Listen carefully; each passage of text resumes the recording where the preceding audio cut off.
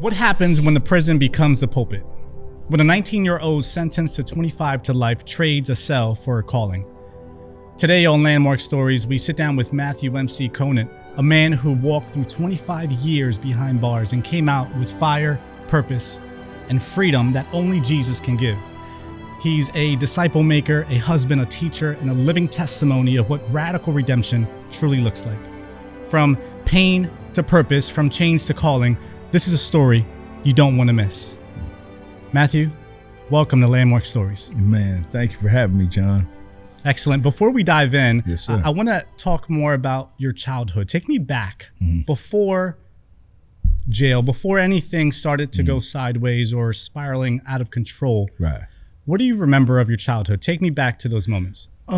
Truthfully, it's kind of twofold. I never lacked for nothing. I was adopted at the age of 6 months by two loving parents. My dad was a doctor, mom was a nurse. We had a nice home. However, at age 4, they got divorced. My mom moved us from Ohio to California.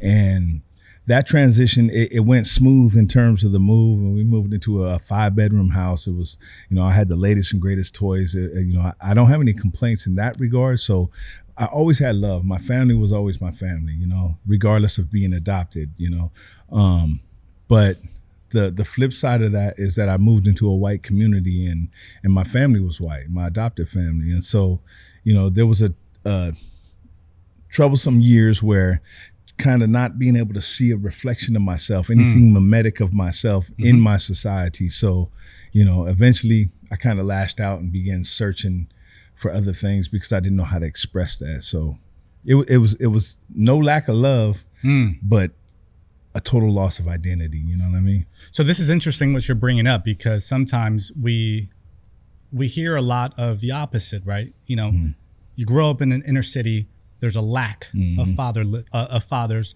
a lack of leadership at home. Right. There's struggle. You have no other choice, right, but to figure it out, right? When you're in those kind of situations. But you had the opposite. You had it all. You had a great way. You had great leadership at home, loving parents. Yep. But yet you felt like something was missing. Yeah, totally. Take me back to where you felt. What did a young Matthew start doing to try to find himself?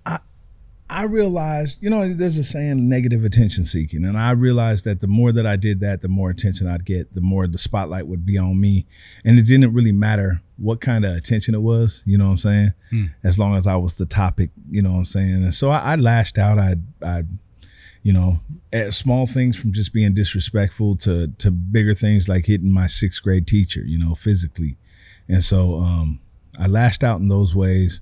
And eventually I started to think that the fear that I had, because my peers my age were like, this dude crazy. And I attached that and considered that almost like respect or like a form of love, you know what I'm saying? Because people feared me and, so it led me down that road, Understood. Yeah. You mentioned you were adopted, correct? Yeah. What's interesting is my mother-in-law did like 27 years foster care, and she ended up adopting a lot of young people. And so it's such an interesting and such a special calling, right? I mean, it takes a lot for someone to say, hey, you know what? No, we're going to take in those who need it the most, children who had absolutely nothing to do with whatever their parents did. Right. Yet we're going to give them a second chance of making sure they have all their necessities and what they need. So you spoke a little bit about adoption. That does take a special person. Yeah, for sure. It does. I like to call her. She don't like this. I call her the Black Mother Teresa. Right. There you go. She don't like me saying that, but she is. She's a blessing. She leads worship here at times, and there's always a whole gang of us. And most of those younger individuals actually all came from being adopted and foster care, which is a beautiful thing. How did those experiences shape the way you saw God before you ever met him? And I'm talking about the adoption and the possibly the word abandonment. It's a big word, but it's a real word when it comes to a young person, a young man, knowing that he did not have his original parents with him, or that something happened along the way. Right. How would you respond to that?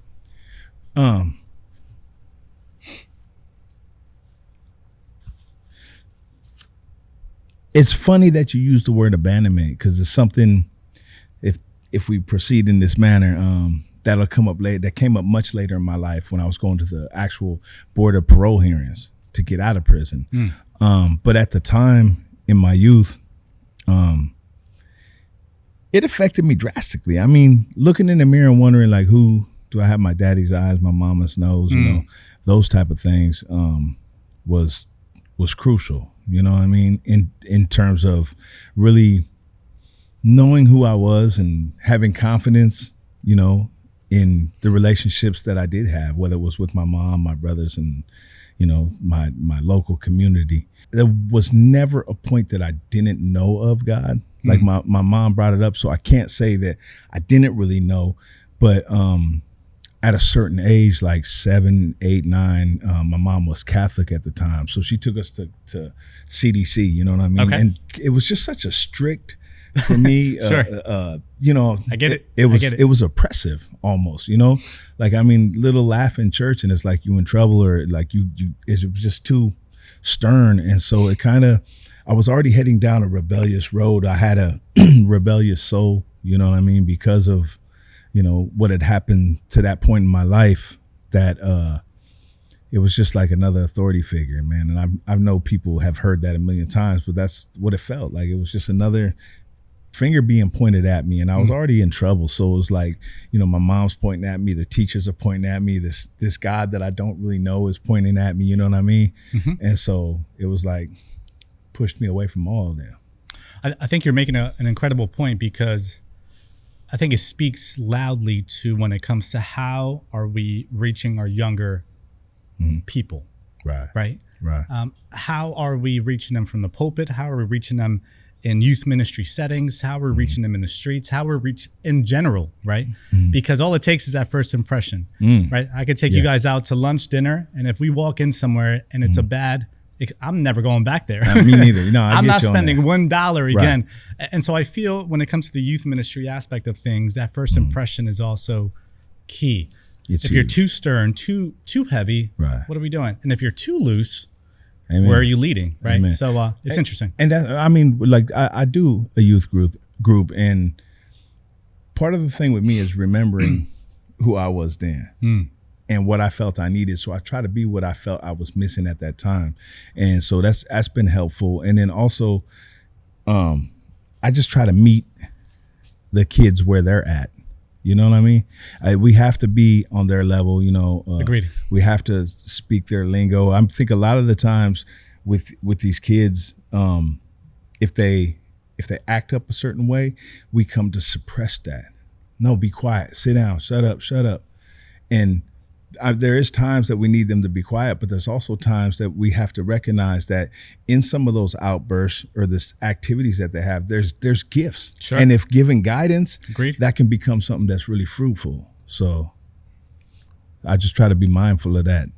I love that. So you work with youth as we speak. Yes. And maybe we can dive a little bit deeper into that in a little bit, but I love that because that's something that we both share. Right. After surviving a horrible car accident at the age of 17, I was given a second chance to live, and I came back, got caught up in the streets, but then I couldn't no more. I needed to figure out why I was left alive, why I was given the second chance to live. And when I found my purpose in Christ, I went on an all-out mission to reach the community that I used to poison and where I used to cause trouble. And so it was an all-out blitz to reach young people aggressively, right? Right. So I can so relate to that, and I'm so happy to hear that this is what you're currently doing back at home. Right. Let me dive a little bit into now going back as we're heading into prison, right? You were sentenced to 20 to life at 19. Yeah. That's crazy. It was. That's big. That's a big hook point, right? When you hear it. Right. What was going through your mind in those early days of prison? And if you can just lead me into what led to that? What led to that sentencing? Right. Well, what was going through my mind is, my life is over, and in hindsight, I can say I most definitely deserved it. A lot of the times when I'm giving my testimony, I talk about that. I talk about prison. I talk about what it was like going into prison, what I had to do to survive, and what it took to eventually get out, and what it was like meeting Christ in there and being set free inside on the inside until he set me free out here. But a lot of the times what's lost in that translation is that I took a life, man, that there was a life that was lost, you know? And oftentimes I don't really get to speak on it because the attention that I'm trying to give, or the message I'm trying to give, is more towards to somebody that might perpetrate the same crime that I did. So I'm more talking about what I went through, what I suffered, so you don't have to go through that, as opposed to if I was talking to a group of survivors, I should rather say. Sure. But yeah, but to answer the beginning part, it had to do with identity that led up to that murder, you know? And I feel like I didn't become a murderer that night. It was the culmination of a bunch of unchecked behaviors, you know, that kind of snowballed. Yeah. Because it wasn't just like, tonight I got a gun, let's go, boom. Yeah, you don't just wake up saying, you know what, today I'm going to pull the trigger. Right. It's it's the same, you know, you don't wake up and you just like a Christian that's eating meat, you know, it's the same process. So, but you know, on the bad side. But yeah, it just had eventually, kind of a long story, but I'll nip it down. Because of that identity crisis I had as a youngster, as soon as like gangster rap came out, as soon as blacks started moving down to my area from like LA, I naturally gravitated towards them because that's what I felt I was missing. Even though I know what I was missing was the identity of Christ, you know what I mean? But I didn't know it then. So I looked for people that were broken like me, that I could identify. We shared the same anger and hatred and, you know, all those ill features. So with that said, I gravitated towards them. And then I've always just been kind of competitive, if that's the right word. So even amongst my peer group, I would try to be the craziest, the illest, you know, the one that could fight the best, or, you know, whatever it was. So, you know, it was just this camaraderie that we had in our brokenness, where, you know, we had this male bravado where we would push each other into more brazen type. You know how it goes. And then it's a mess. Yeah. Because then now you have a group, and then, you know, you get caught up or something's happening, you bump into another group. It gets pretty interesting fast. It does. I get it. And that's what happened. I mean, there was you know, and it's crazy because, and I hope people that are watching this hear this. I mean, if we take a little time to talk, we're not so different. And 9 times out of 10, we could be friends, man. We're all looking for the same thing. Agreed. But we put these lines, these invisible lines up, and they crossed it, you know, in my head at the time. I mean, looking back, it's all frivolous, but they crossed it and did something to one of my homies. So we went out, you know, the following night, found them. We ended up fighting. Threats were made. The next night, we got the guns and went out, and really almost kind of was like looking for the trouble. We went to house party after house party after house party. Yeah, and understood. Never found them. And then at the end of the evening, we were leaving the last party, and one of the homies was like, "Man, I just saw them, man. They like right here on the corner house." I'm like, "Show me what house." That was it. That was it. That was it. And spun the block and seen him right there at his house in his window, a tall youngster, and fired 3 shots, and I killed him. And, you know, we all got arrested, had a crimey that total went state, took him to the gun. Like it all went foul fast, you know? Really fast. Really fast. And let me ask you more of a personal question. You don't have to answer this if you don't can feel ask comfortable me, I'll answer doing anything. it, because this isn't new. This has been happening for years and years. Right. You have a group of individuals who love each other or have some kind of love for each other, to do anything for each other. But when things get crazy, it's very fast for fingers to go pointing or for conversations 100%. To be had. And now all of a sudden, all the weight is on one individual and not on the whole group. Is this something that you experienced or well, I mean, I totally experienced it in that moment. But like, if I'm honest, I wasn't what you would call a criminal. You know what I'm saying? I was a lost dude trying to be something I wasn't. Got it. You know what I'm saying? And I'm not minimizing my actions. I did what I did. But like, after getting arrested, after going to prison, after going through all these things, you know, by my 4th, 5th, 6th, 7th year in prison, oh yeah, I was a criminal then. Like, I was about it. But I say that to come back to what you're talking about. With my group of guys, we were in over our heads. And he wasn't cut out for that. Like, I'm not even mad at him to this day. I forgave him while I was in prison. Wow. Because I put them in a position that I wasn't even ready to deal with. Sure. You know what I mean? That's a good point. And so, the way you're saying like, that's a good point. Like, we can't be mad if we put unqualified people, you know, not that I'm trying to promote good crime, you know what I'm saying? But if we put unqualified people in these positions, I mean, that's what's going to happen, you know?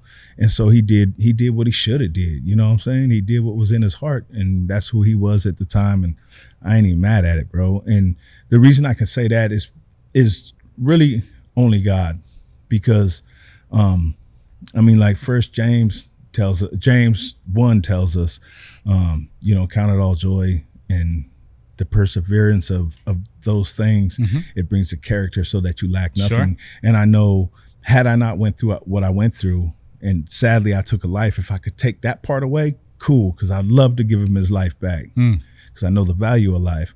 But aside from that, what I went through, I love, you know, despite the long time it was, what those trials made of my life, and the character and the passion that it's given me out here, you know. So good. It's so priceless. Good. I like to say that, you know, God often, you know, allows these big, great pains in our lives and uses them as launching pads to our greatest callings. We don't see it right then and there. Well spoken. Yeah. We don't see that in the midst of it. Right. But even looking back at all the pain that I've suffered, physical, mental, all that craziness from the trauma, from the car accident, all the years of darkness, all of that.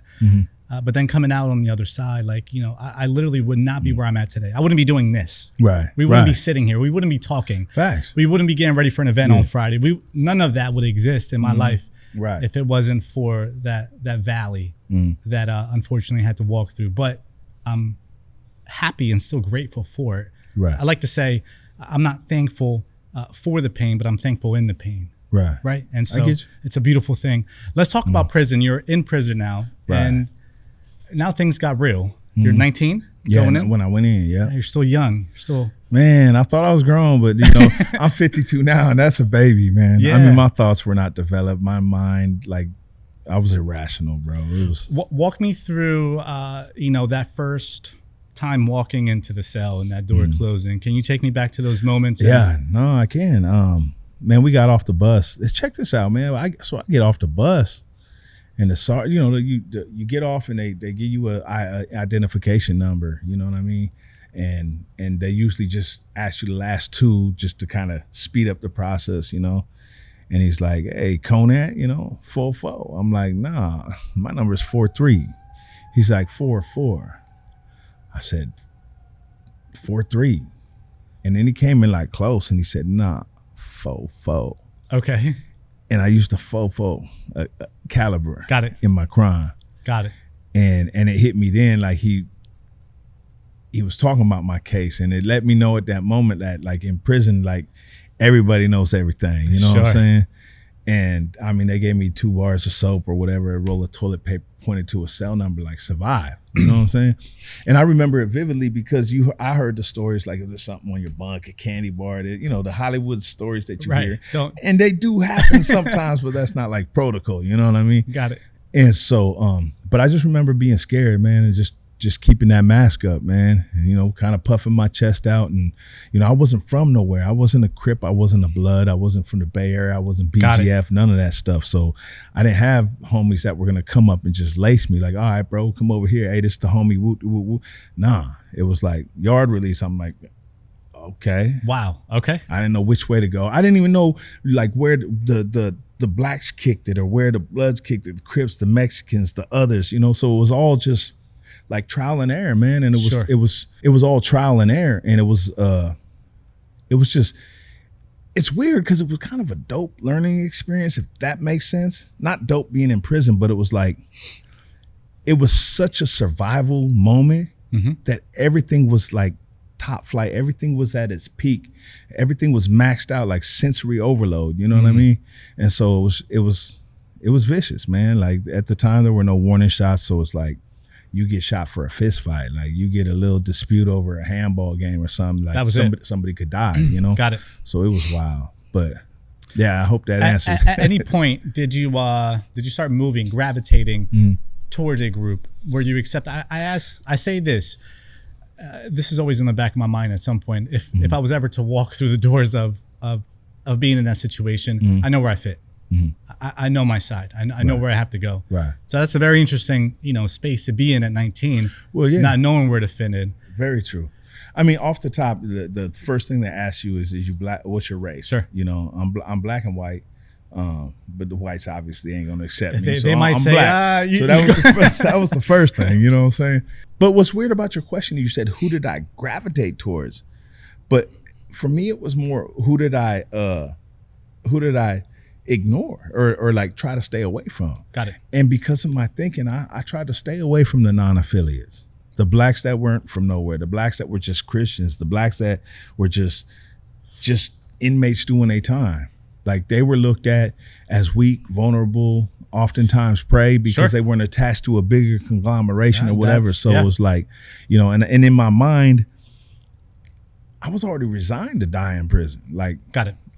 This was it. You know what I'm saying? And I mean, so much to the point we used to consider like us getting letters almost like flowers on our casket. Like, oh man, someone remembered me. You know what I mean? And so like I really attached myself to individuals at first. They would be Crips or Blood or Bay Area.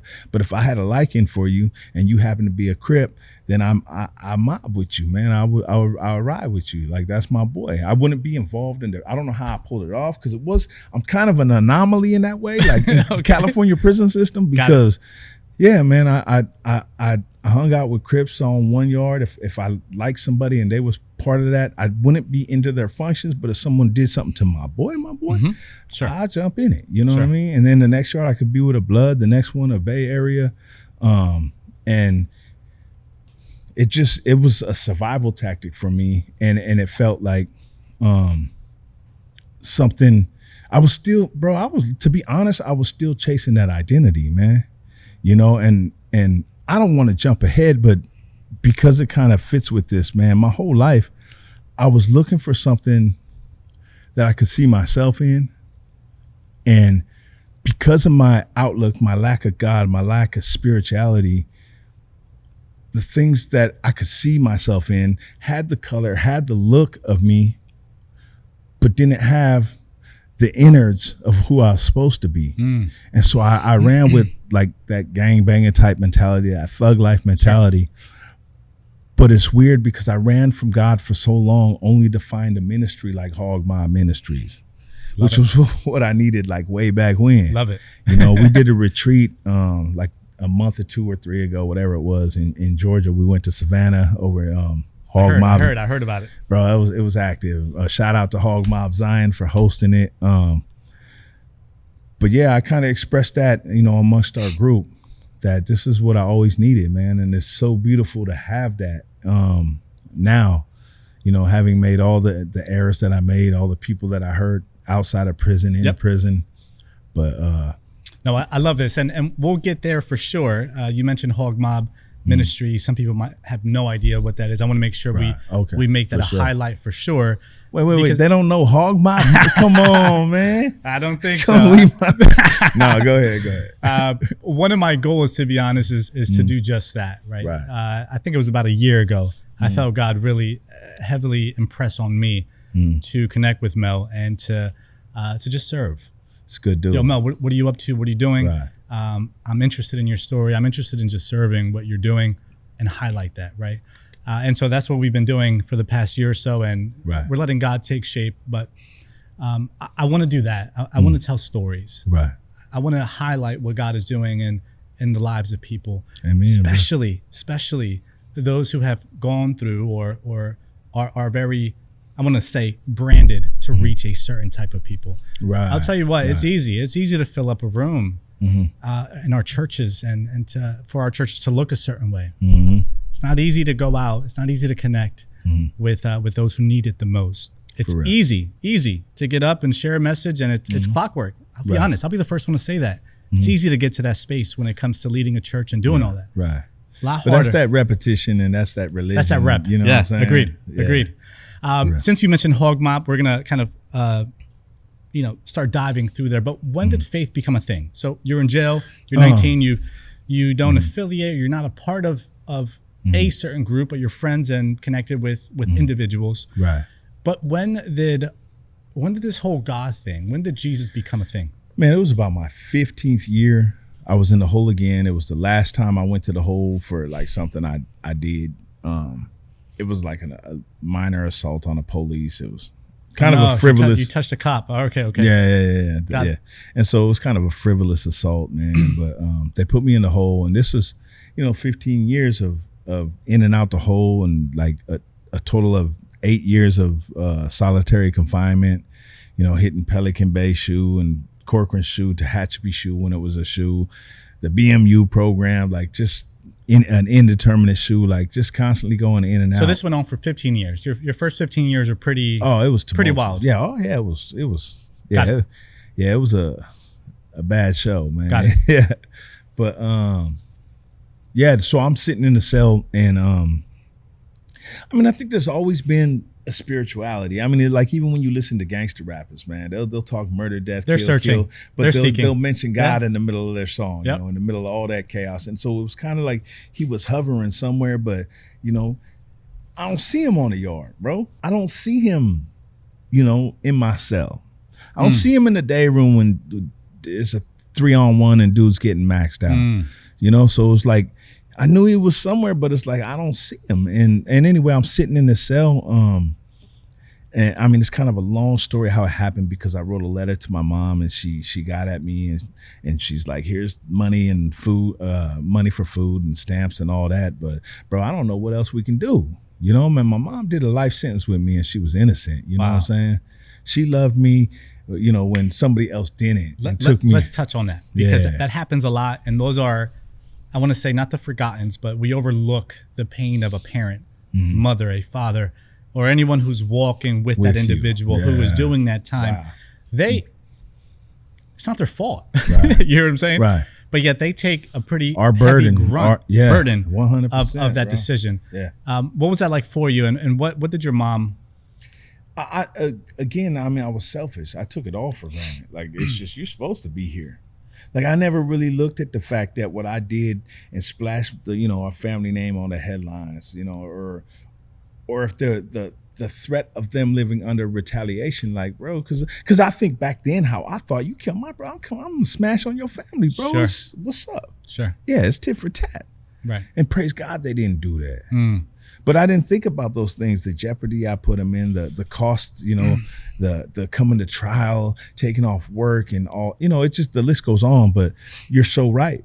The burden that we place on them, but it happens like that because we have that me mentality. Like, there's a chapter in my book. It's like, it's only happening to me. I think I titled it that. And I really thought, like, everything that I'm going through, it's only happening to me. Despite I got a wife on the side here that has to go through, customs to come see me in the visiting room. You know what I'm saying? Despite the fact my mom has to drive, 10 hours to see me. Wow. So yeah, man, it's a trip. And I guess I bring that up because I've crossed paths with a lot of young individuals who will hear, will be inspired by maybe some of the work that me and my team used to do very actively when it comes to reaching youth and just pointing them to God, just challenging them. Yo, you gotta stop, you gotta chill. What's going on with you? How can I pray for you? You heard what I'm saying? Just trying to let them know, like, hey, on this side, it's open. I got you. Whenever you're ready, I can't make you do something. Right. But you got my number. You know what I'm doing. You know what I'm about. I'm a phone call away. Right. But I would love for you to share maybe, what would you say to that young folk, that young individual who is locked in but is not thinking about the mom, the father, and the family? Right.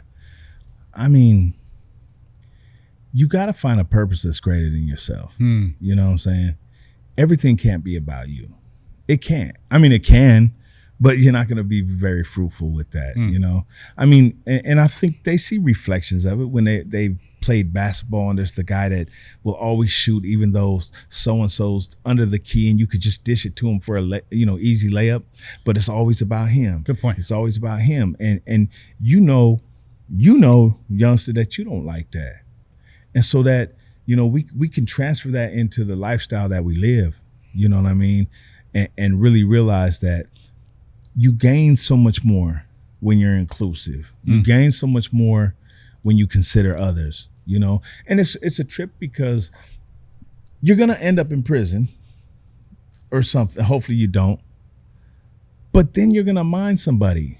You're going to, you're not going to play by your rules. You're going to get in and you're going to fit in. You know what I'm saying? And even in that, you're going to learn that you can't think on yourself, because if I'm with a crew, a clique, and I don't pay my bill, that reflect on the whole car. And when somebody comes to get their bill from me, it's going to affect all these dudes behind me. You know what I'm saying? It's not just about you. Right. And so you're going to realize it one way or another sooner or later. And so why not realize it now and start taking the steps that it takes so good to become, you know, somebody that's inclusive, somebody that's loving and thoughtful and considerate, which those are all words that when we're in the streets are weak. It sounds soft when I say, oh, be considerate. It just sounds like it. Yeah, because of how we're trained, man. But, you know, the culture ain't supposed to make us. We're supposed to make the culture. So we have the ability to change back. it. You can say that again. Rewind. Say that again. The culture ain't supposed to make us. We're supposed to create the culture. Excellent. You Love know, it. so when something is off kilt, you know, we don't just fall in line, you know, and that's part of the things I try to teach my youth. That's part of what HOG MOB is about, just stepping outside of what the standard is of any industry or any hardline church that they're pushing. You said it yourself, man. We're supposed to be out there. We're supposed to be out there in the streets. You could come up in here and fill these seats all day long, right? With music and a quick sermon, and everybody get their little 30-minute fix, and they're gone. They're off to lunch. But yeah, so I mean, I think it's just, you got to find something worth living and dying for, you know, that's going to have meaning. And if I can, that kind of segues back into your question. So I'm sitting in the cell. It's like my 15th year. I'm on the assault with the police. My mom sent me the letter. She's, you know, like we visit you. We come see you. We send you money, we send you pictures, keep you updated on the family. And it's true, she did all that. And I don't know why, you know, and I knew all this. Massive shout out to your mom. Man, and I'm serious, because I love when I hear that a parent, a family member, or just someone, even in the midst of all that, was still there and still giving, you know. Never quit. I don't think they don't get enough she don't. highlight. She don't. And she passed 2 years after I got out. Got it. But she got to see. Thank you for that, and God bless you for that, man. She was a wonderful woman. But she did at least get to see this change inside and 2 years out. Love it. And she was really proud of me. So it's a beautiful thing. That makes me smile, because my parents have had the chance to also boast on my change throughout the years. And so so cool. It's just like all that trouble wasn't for nothing. You know what I'm saying? Yeah. Johnny made it. It's a beautiful feeling when they're able to, you know, get around family and they're saying, hey, Jonathan's doing so well. And they're seeing this and that. And that's dope, that's not what it's about, but it makes me feel really good that my parents feel good about their son who is no longer a certain way. Right. That's dope. So talk to me. So Jesus, so when does it flip? And how does HOG MOB start? Oh, well, that's well, let's go back to the pretty lights big coming gap on. between that. Yeah. So I'll nutshell it. So I'm in the cell I'm in the hole in isolation by myself, and two things came up. A dude, when I was like 21, 22 or something, one OG, I was doing something wilding out. He said, hey man, one of these days the wall's going to crash in on you. Oh, he checked you. He came up on you. Okay. Yeah. But I'm not receptive. I'm like, man, go on with that, and ignored him. And then another dude in a whole nother situation, he's like, hey youngster, if you died today, what proof would you have of your existence? Man, he don't go on with that philosophical stuff. I ain't trying to hear that. But what's crazy is here I am some 13, 14 years later, whatever it is, sitting in the cell, and I have this moment where like, I was just tired, bro. Tired, yeah. Wow. Like I was like, the repetitive cycle, whole, main line, whole, you know what I'm saying? And transfer it all up and down the state. So long story short, I keep saying that, it don't seem too short, but those two questions came into my head in that moment. I don't know how. Like it wasn't like OGs that I hung out with. It was just like random people, randomly, like boom. Yep. And I'm like, man, the brokenness and feeling tired. I felt like, oh, the walls just crashed on me. Like I'm actually tired of this. Yeah. You know what I mean? Yep. And then that second question was like, you know, what proof you have of your existence? And I metaphorically like looked back, and it was like, the assault I'm sitting in there for, the attempted murder I had on the police, the fights, the melees, the yard, the murder that got me in prison, the bottles over the head as a teenager and jumping people and home invasions and doing drugs and rehab and all these other. I mean, it just was a wave of destruction. That was your me. existence. Yeah. Wow. And so whatever it was, I was like 36 years old. So, I mean, the accumulation of all my yeses and nos, my friends, who I accepted, who I didn't, added up to that moment in the cell. Wow. And I was 36, standing in some boxers and some slippers. I had maybe a TV and some sweatsuits and a short in R&R because I was in the hole. I couldn't have it. And that was my possessions out of 36 years of what I was doing. Wow. And I was like, bro, you know what I'm saying? And that was it. And I came out the hole on that one, and I went to the. So at that moment, I needed something. You recognized, or you prayed, or what was that? No, I didn't even really pray. Understood. I just knew I needed to. I knew I needed God, but I didn't know what God. You recognized and acknowledged that. Yeah, what I did wasn't working, man. Got it. And it was like there was this thing where it's like I was athletic.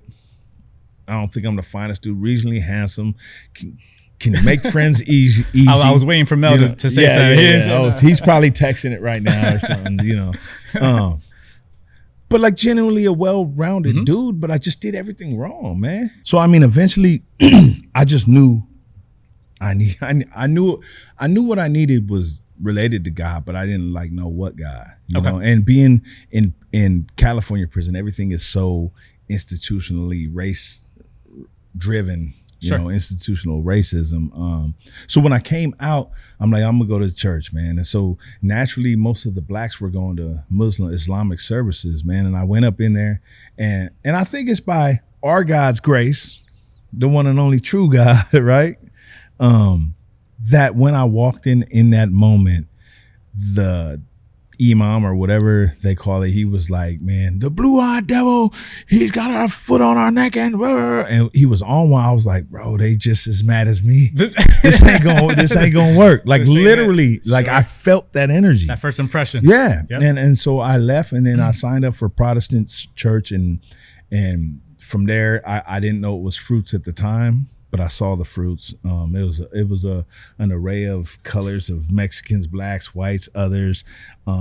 Hugs when I came in from total strangers, and bro, I ain't received no hugs in prison, man. You might get a handshake and an elbow or something, you know what I mean? But like a hug, and so it was just really cool. And then the word made sense, and that really kicked off. Love it. Getting to know Jesus Christ, man. And so, how long were you there? And when do we start?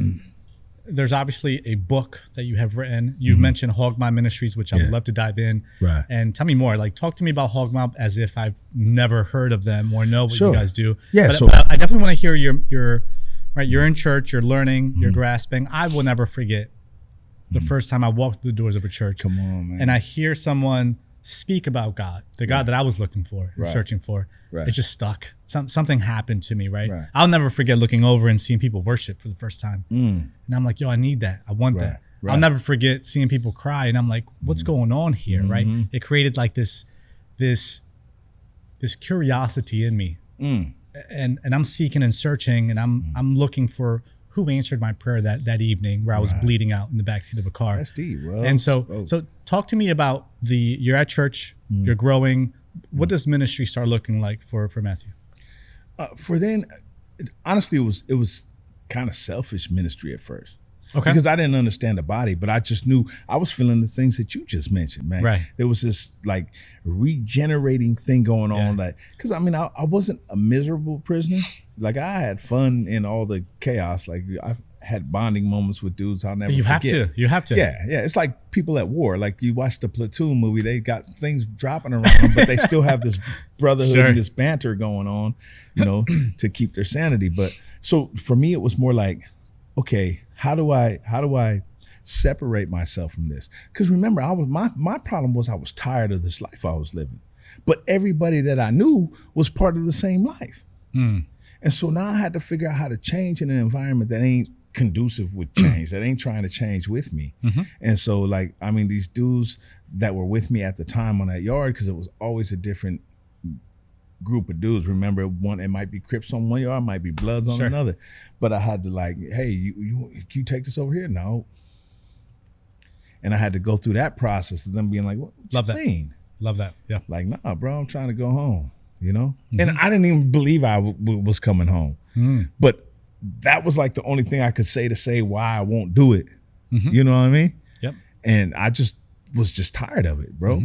And so, you know, I didn't check out. I didn't go PC. I didn't hit no SMY yard. I stayed on a level 4 yard max yard, and I just worked through that. And slowly, to get to your point, the Spirit started leading me, man, and I became stronger in my nose and my convictions. And then I started feeling those convictions when it's like, nah, don't do that. That told you, no, don't do that. Hey, help that person. And he just grew me. And through that, sticking to that, I trained those that knew who I was or how I used to be, that, hey, bro, MC ain't the same MC no more. But I was still me. I'll still be like, what's up, fool? What's happening? Sure. You know what I'm saying? I wasn't like, hello, good sir. Hi, sir. Yeah, you know what I mean? So, I mean, I didn't lose myself, but I lost myself. You know what I mean? Good. Yeah. Excellent. And so I love it. I love what you're saying. So much that we can go off of, but I want to respect time. Yes, sir. So I'm gonna cut you off. Then let me get to it. So HOG MOB Ministries, for those that don't know, it's an acronym, HOG MOB. It stands for Hooked on God Ministry Over When Business. did you guys cross paths? When did you hear? I was out of prison. I was out of prison when I heard about HOG MOB. So, but I came home when the Lord opened the doors to the prison, because he set me free a long time ago inside. On my 25th year, 2017, I was released from prison, man. And I met Dante, who was part of HOG MOB. I don't know if you're familiar with him. I love Tay. Tay's he's awesome. Yeah, Tay. So let me back up just a little bit, because you said something really important that's here on these notes. You said Jesus didn't set you free from prison, but from within. And I'm guessing that's what you're referring to. Yeah. That you were already in there, and you've already had started this, what we would call sanctification, right? Yes, this walk of sanctification. Yeah. It was 10 years from the time I met him in that cell that I just told you about to him working me out and me growing from a dude that was destructive on the yard to a dude that facilitated classes, worked in the chapel, helped people mock board hearings, to help even breaking some of the codes, like helping Mexicans, they like move their stuff up the stairs or something that I normally shouldn't do because of the color lines. Got it. But I was just at a point like where, you know, bro, I don't know. It's just like, you're going to do what you're going to do, but I'm going to be me. Yeah. And I just had faith in that, man. And again, the Spirit was leading you, right? Yeah. And 100%. This is what happens when we come in partnership with God. Right. Something very interesting, beautiful, supernatural happens that now that we've accepted Christ in our hearts, now there's a work happening. It's insane. There's a comforter. There's someone that leads us, right? The scripture mentions that 100%. When Jesus went into the desert, he didn't go in by himself. He was led in by the Holy Spirit. Amen. That same Holy Spirit that let him in was the same Holy Spirit that let him out. Come on. It's another story. But I love what you're saying in regards to the Holy Spirit now being involved in my life. Still in the mess. I'm still trying to figure it out. Right. And along the way, we start changing behaviors and things about ourselves. So you mentioned HOG MOB. Dante, I have an interesting memory with Dante, because we were in the Bronx not too long ago. I took my two little brothers, and super dope. It was such a beautiful experience. And then Dante's like a funny guy. He's got like a little funny thing to him. And I'll never forget this. We're hanging out, and I'm like, Dante, great to meet you. Boom, this is my little brother. I'm trying to connect the dots to my little brothers, right? I want them to hear more of the God. I want them to experience this freedom that I've experienced to the fullest, to whatever that means for them personally, right? And I like that. He looked at all three of us like, oh, okay, I see y'all brothers. Yeah, you guys are all kind of ugly, so I can see why you guys are brothers. As I'll never forget that moment. We were looking at each other, we were cracking up. Right. But I love what God is doing in his life. And so it sounds like you guys cross paths. Man, a true blessing, man. Like you said, Dante is a very anointed man, you know what I'm saying? And a loving dude, man. Generous in all ways, spiritually, with his humor. He's not afraid to share that with you, obviously. Even his money if needed, you know what I'm saying? But so I met bro in San Diego. I paroled there, had a halfway house down there that I was going to. I met him. Within a year of meeting him, I was back into the prisons and coming in as a free man and giving the gospel and sharing the all right. story. So hold on. Let's back up because now, so you're out, but you're going to a halfway house. Yeah, I'm in a halfway house. Explain more what that means for people who might not understand. So a halfway house, it was mandated by my crime and the time that I did that they weren't just going to release me and like survive after 25 years. So it's kind of like a buffer, where you can kind of decompress from prison and go through, this transitional period for 6 months. And I didn't want to do it, but it ended up being a really good thing in hindsight. Like, I'm glad I went through it for me. And it might not work for everybody, but that's what the halfway house is. And my parole officer would come every month and see us and whatnot. But I met Dante, and he was and still has the West Siders. West is an acronym for Win, Equip, and Send to the Trenches. Got it. And so I was part of that. He put me, and let me in his ministry, and he taught me, groomed me, beautiful, mentored me. Love it. So now we're talking discipleship. Yeah, he discipled me 100%. And he was under the HOG MOB umbrella. And HOG MOB is a urban discipleship, fellowship, men's ministry that focuses on people just like that, me or Prince Infinite, Melvin Negron, who came out of prison or came from those dark places.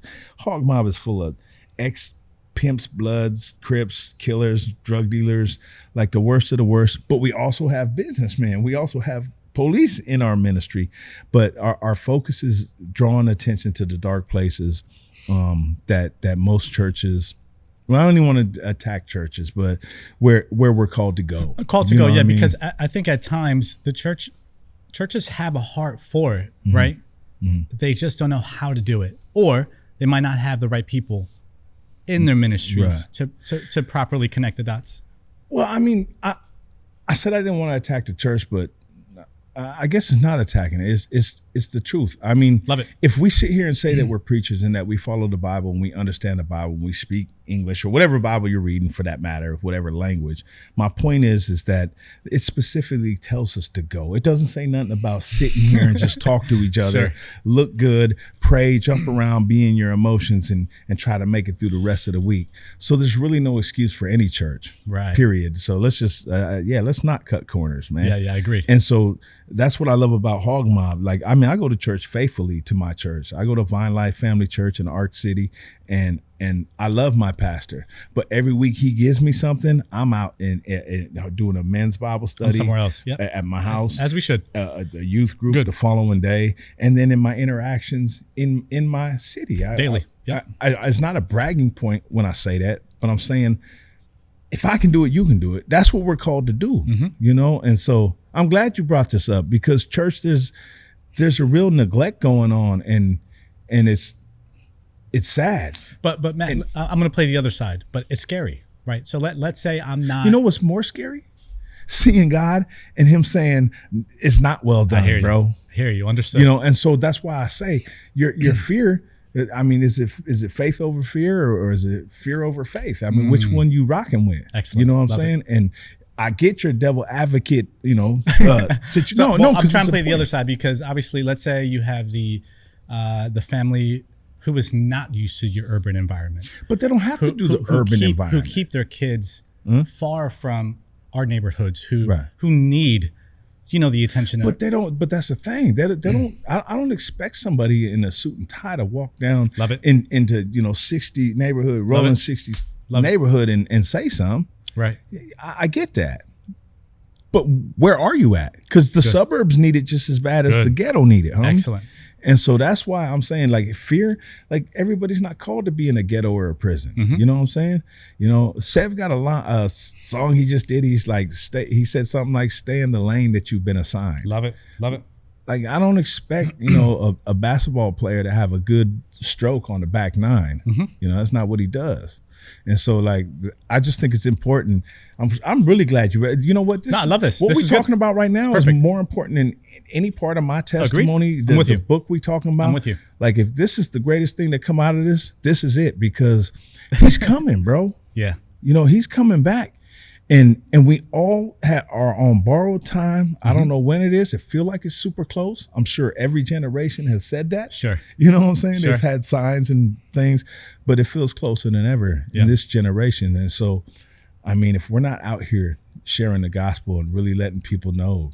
I mean, you don't have to be the biggest ministry. You can minister just at work to Sally at the lunchroom. Yep.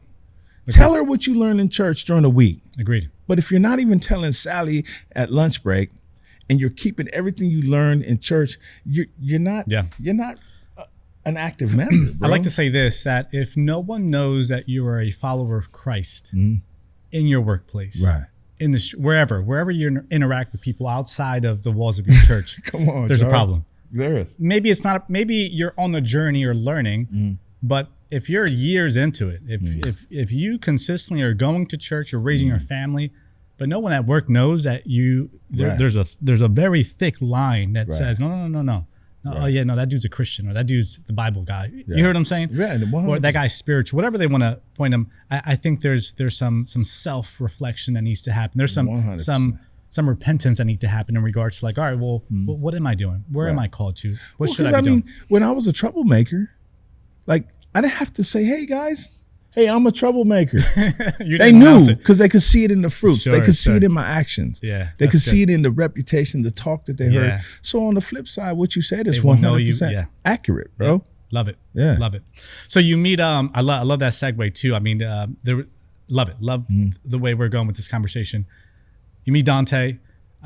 He obviously has some type of, God uses him in some type of way to. And Dante, though, to point you in the direction, or to do whatever God has called him to do.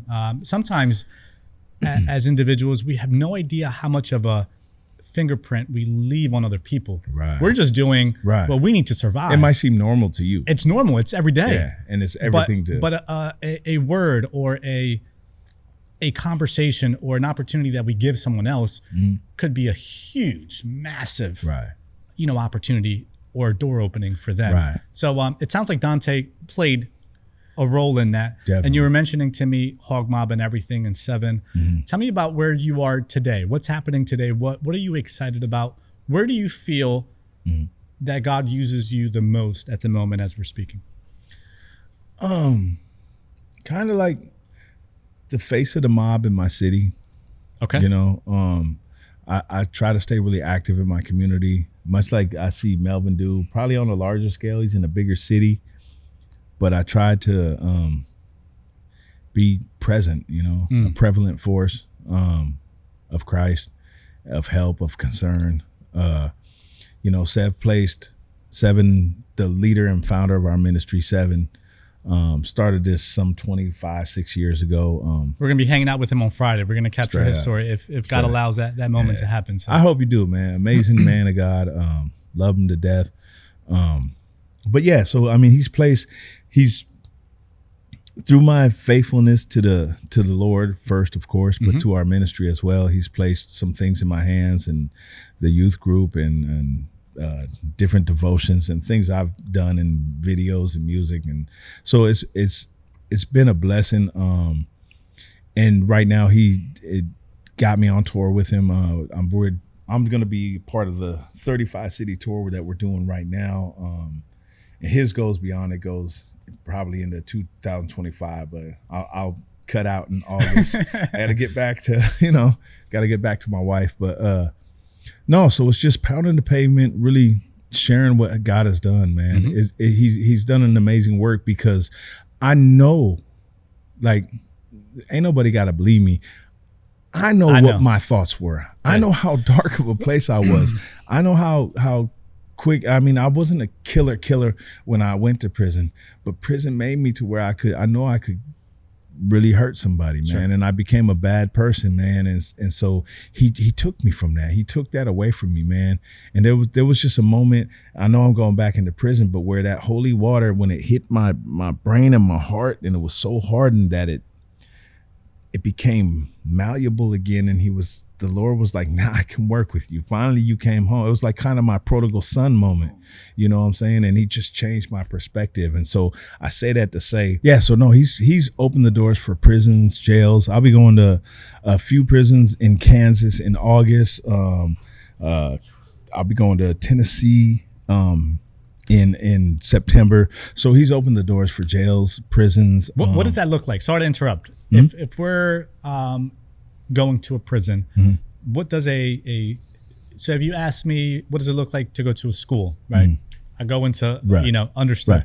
But prison, a little different. Right, it is. What does that look like? Well, obviously once you go through whatever clearance codes you have to in terms of IDs and then actual equipment, from there it's really just connecting, man. Again, I always try to, it'll usually be in a group. If it's in a church, if it's a bigger group, it might be on the yard type setting, but I try to make it inclusive, man. I try to be something that they can see themselves in and relate. And you only got a minute to catch their time. Got it. You know what I mean? Because this is their attention span oftentimes isn't that long if you're not saying something that's relevant or pertinent to their situation. So yeah, that's what it takes, man. And we just jump in there and give them the gospel, give them the truth, man. If you come with the truth, it works itself, you know what I'm saying? And so that's what I've been getting into, man. Whether it's schools, prisons, jails, just really kicking down those doors and breaking some barriers and letting people know the truth about sin and the beautiful love and light that we find in Jesus Christ. In Jesus Christ. And listen, it's such an important work that is needed, and that it's not going anywhere, right? There's a need for people like you, like myself, to stand up and say, hey, we got to go to these places. Come on. The word hope needs to come in and spill into these places, and not just in the walls of our churches. I'll tell you this, and I'll close with this. One of my favorite, I would say, not schools, but settings are always the last resort settings, right? So you have kids who got kicked out of school.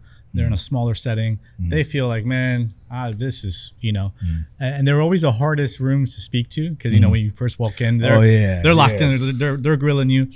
And so as a speaker, you got like 3 minutes to make that first impression and to not break character, Yeah, but I think being from the element that I'm from, I think it's easily identifiable to them to see, you know what I'm saying? And so I kind of come, sometimes I might put a little oomph on it so they can feel like, oh, he okay.